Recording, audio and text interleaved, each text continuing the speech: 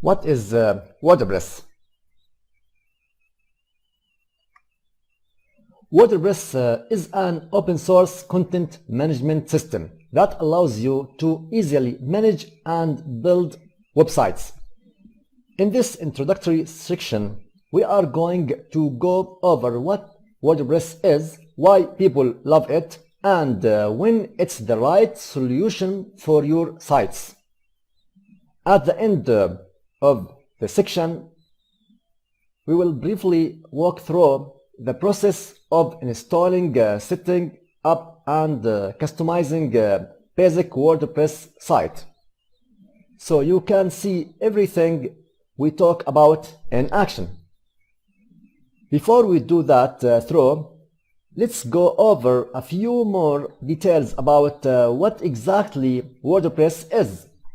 WordPress is a content management system.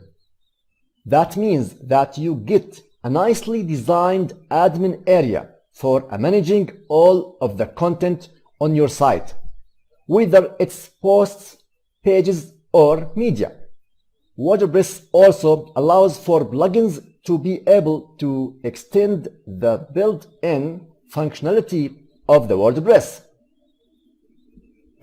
Thousands of plugins exist, and you can find them both for free and for a small price. WordPress also powers a large portion of the web. They say about 25% of all major sites on the internet are powered by WordPress. Because of this, we can find a lot of themes and a lot of plugins that are available for WordPress. WordPress themes determine what your site looks like, and there are tons of themes that are available, again, for either free or for a small price. You should have no problem finding a ready-made WordPress theme for just about any type of site you are trying to build.